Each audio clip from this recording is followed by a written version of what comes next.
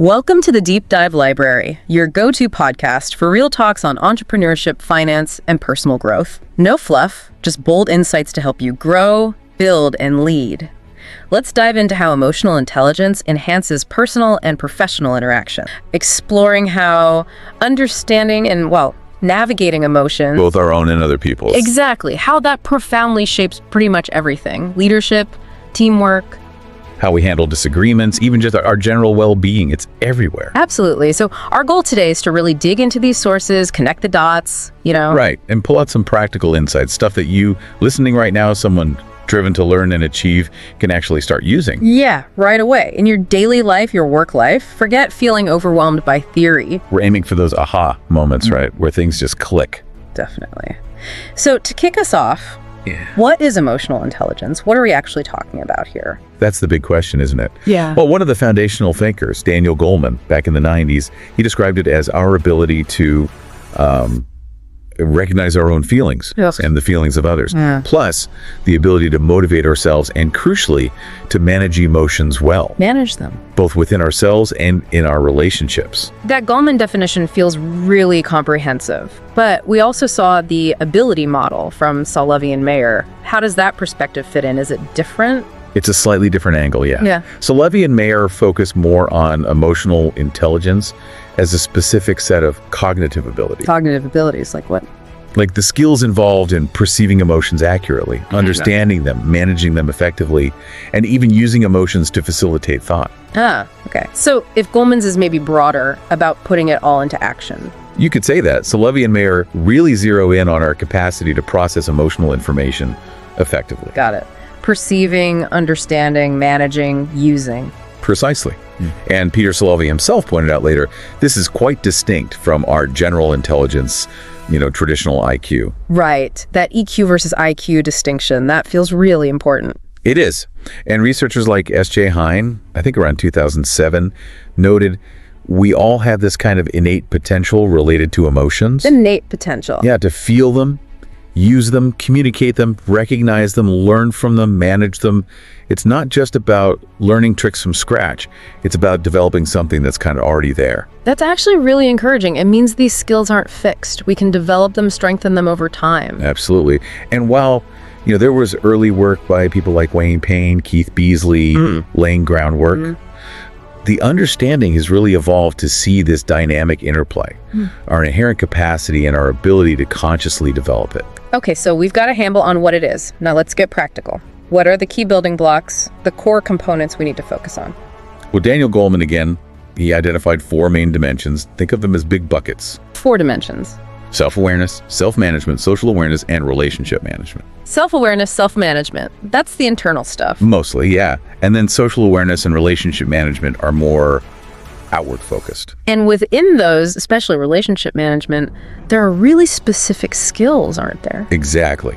That's where you find things like inspirational leadership. Motivating people. Right.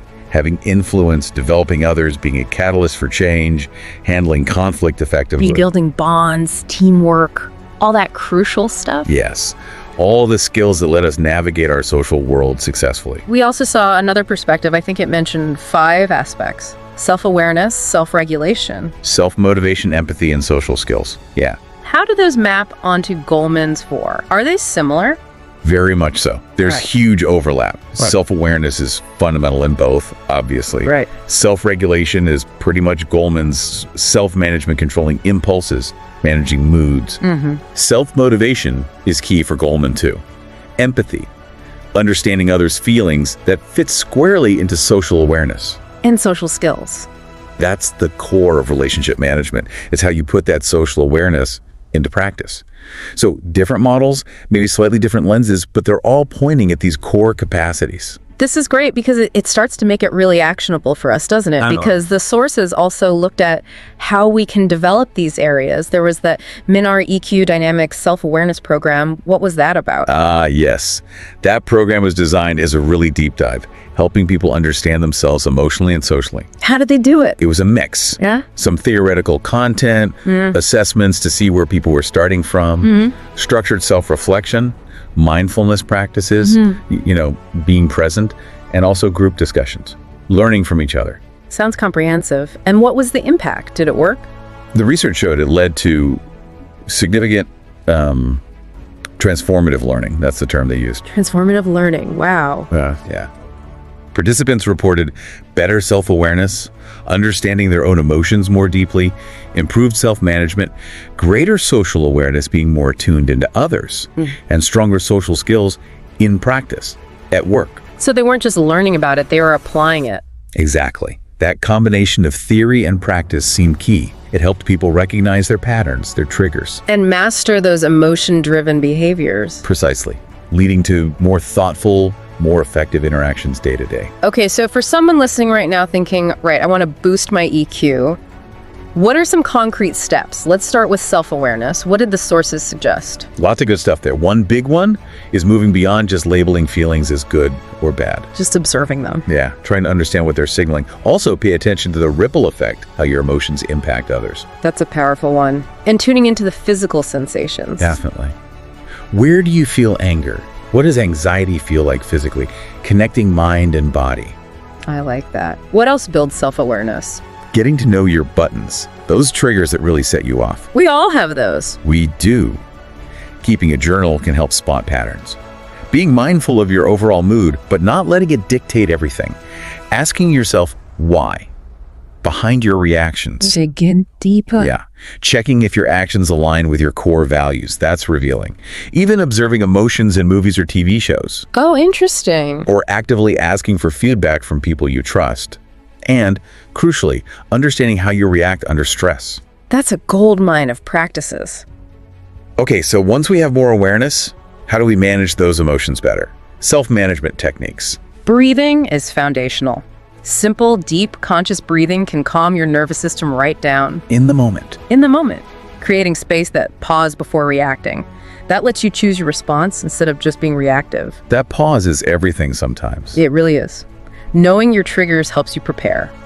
Techniques to clear your head, mindfulness, a walk, whatever works for you. Actively managing your thoughts, challenging that negative self-talk. Observing skilled self-managers learn by watching. Good point. Even smiling.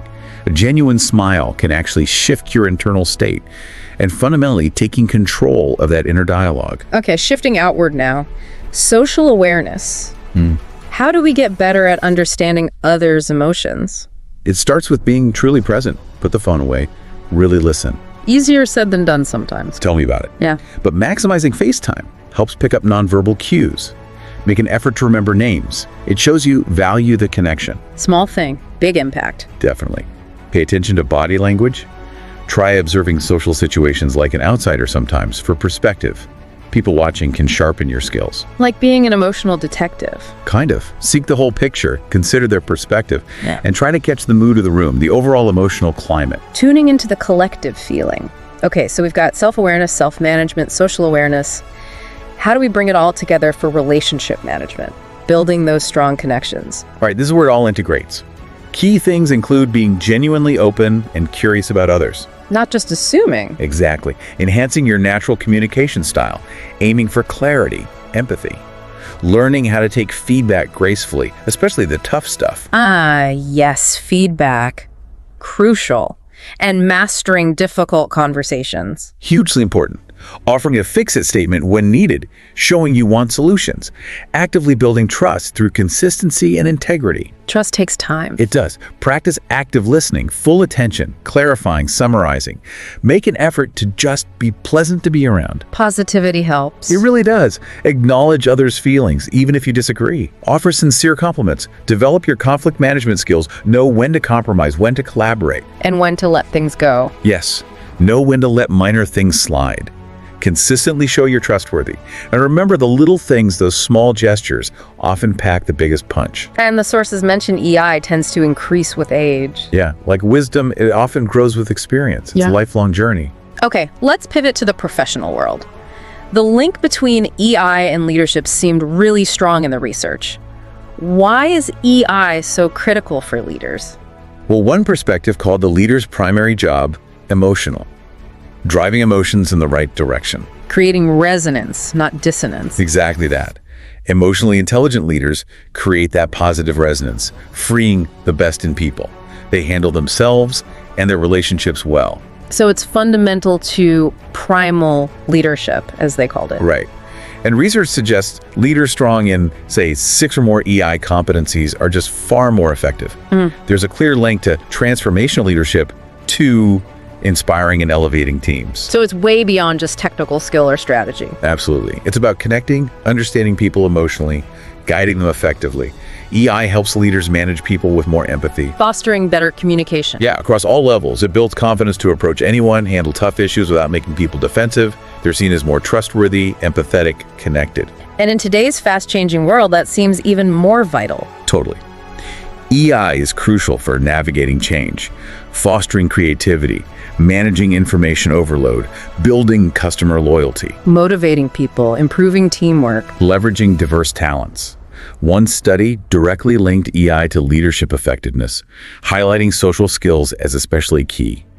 Think about a leader managing a big change. Yeah. Their self-awareness helps manage their own stress. Their empathy helps them understand the team's fears, leads to a much smoother process. Makes total sense. What about the team level? How does the collective EI of a team affect performance?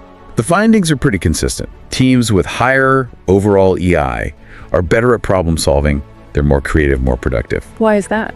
Often comes down to better communication, more open, honest dialogue, and better conflict resolution because people have more emotional control and empathy. So it creates a kind of psychological safety. Exactly. A place where ideas can be shared, challenges addressed. It's especially important in diverse teams for bridging cultural gaps, fostering cooperation, reducing prejudice. Creates a better climate overall. Definitely. One favorable for creative problem solving, idea exchange. Ultimately, that social harmony, driven by EI, is key to a high group IQ, effective teamwork. And when conflict does happen, which it inevitably does, how does EI help resolve it? Well, EI provides the foundation for effective conflict management. High EI individuals are more tuned into their own feelings and the other person's. And they use that understanding. Yeah, to guide their thinking and behavior more constructively. Empathy is absolutely central here. Understanding the other side. Right, which is vital for finding common ground. Research even suggests high EI folks tend towards a compromising style, seeking win-win solutions. Makes sense. Overall, studies show EI links positively with constructive styles like accommodation, collaboration, compromise. So it's not about avoiding conflict, but handling it better, with more understanding. Precisely. What about the link between EI, well-being, and just general job satisfaction? Yeah, that came up too. EI seems crucial for augmenting overall happiness, job satisfaction, commitment. How so? Well, people with higher EI tend to show more emotional resilience.